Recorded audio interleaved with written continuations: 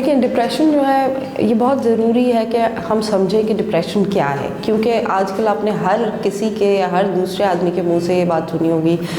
थोड़ी सी भी कोई उनको परेशानी होती तो वो कहते हैं कि मैं डिप्रेस्ड हूँ या मुझे डिप्रेशन हो गया है या मैं आजकल मुझे डिप्रेशन रहता है। ये इस तरह की बहुत सारी लोग जो है वो बात करते हैं डिप्रेशन के बारे में, लेकिन दैट इज़ लो मूड जो नॉर्मली लोगों के अंदर पाया जाता है उसमें और क्लिनिकल डिप्रेशन में फ़र्क है। ठीक है, अगर आपकी ज़िंदगी में कोई परेशानी आती है, कोई तकलीफ़ आती है या किसी वजह से खुदा न खास्ता किसी की डेथ हो जाती है, कोई आपको फाइनेंशियल इश्यूज़ हो रहे हैं, कोई सोशल इश्यूज़ हो रहे हैं, उसकी वजह से आपका मूड लो रह सकता है फॉर टाइम बीइंग। ठीक है, जैसे कि कुछ दिन के लिए आप उदास रह सकते हैं, आपके अंदर मायूसी हो सकती है, नेगेटिव थिंकिंग बढ़ जाएगी, ये सब चीज़ें। ठीक है, लेकिन वो वक्ती तौर पर होता है और फिर वो ठीक हो जाता है, सेटल हो जाता है, एक नॉर्मल वेरिएशन होती है मूड की। ठीक है,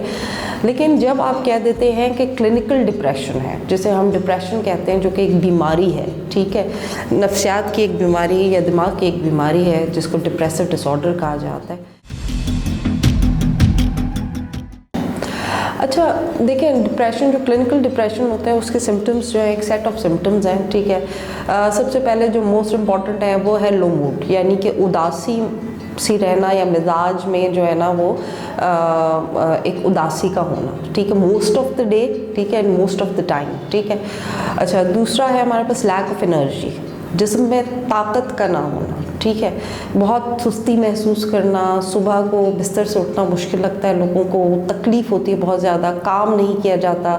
बर्डन फील होता है बहुत ज़्यादा। ठीक है, और तीसरा है लैक ऑफ इंटरेस्ट, जैसे जिन कामों में पहले आपका दिल लग रहा था, ठीक है, आप काम कर रहे थे, आप सुबह अपने काम पे जा रहे थे, दोस्तों के साथ घूमने फिरने भी जा रहे थे, आपकी कोई हॉबीज़ है उसको भी आप परसू कर रहे थे, आप अपने बच्चों को भी देख रहे थे, सब कुछ जो भी आपका एक नॉर्मल रूटीन है, जो आपके इंटरेस्ट थे पहले, वो सब ख़त्म होने शुरू हो जाते हैं। ठीक है, आपका दिल नहीं करता कि आप बाहर जाएं, घूमें फिरें, या जो है क्या कहते हैं, इवन जो छोटे छोटे घर के काम या नॉर्मल जो चीज़ें थी वो भी आपको अच्छी लगना मतलब बंद हो जाती है। जैसे कि लेट सपोज अगर आप कोई मोबाइल यूज़ करते थे, आप कोई पिक्चर्स देखते थे, आप कोई कुछ भी करते थे, वो सब चीज़ों में आपका इंटरेस्ट कम होना शुरू हो जाता है। अच्छा, डिप्रेशन में सबसे पहले तो मोस्ट इम्पॉर्टेंट ये है कि हम इसको डिवाइड करते हैं बायो साइको सोशल के हिसाब से। अब बायो साइको सोशल क्या है? बायो साइको सोशल ये है कि कुछ ऐसी कॉजेज़ होती हैं जो बायोलॉजिकल कॉजेज़ होती हैं, यानी कि जो कि हमारे लेट सपोज जैसे जेनेटिक कॉज है, यानी कि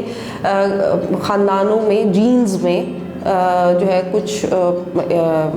जैसे कहेंगे कि कुछ लोगों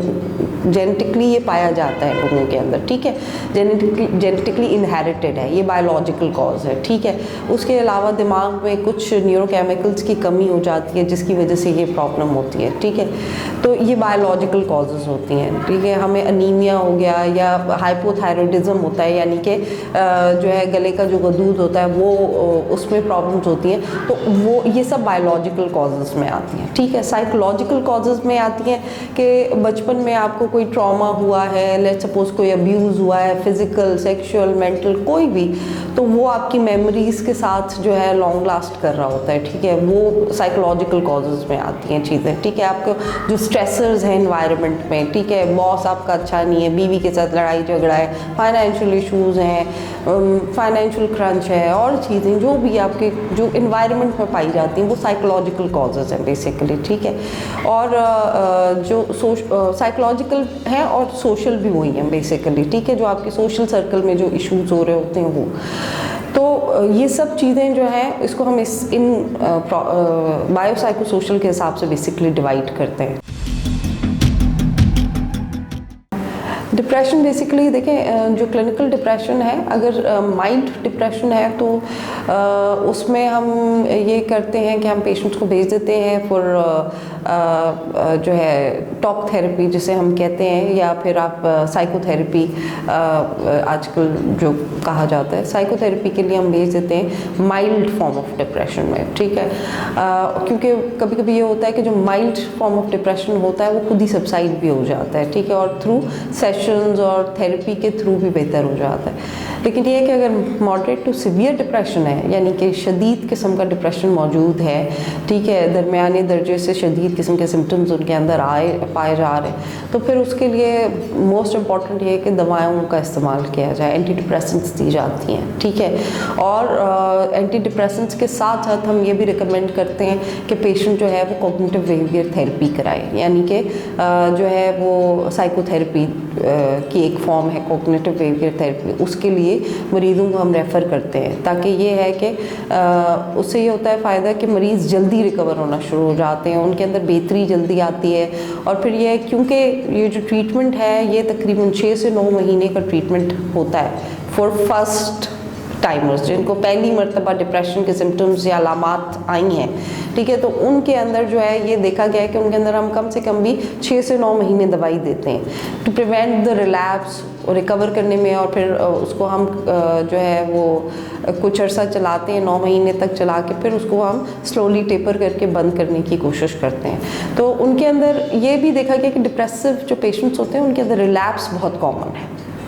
तो प्रॉब्लम ये होती है कि फिर जब पेशेंट रिलैप्स करने लगता है तो फिर उसको दवाई की ज़रूरत ना पड़े,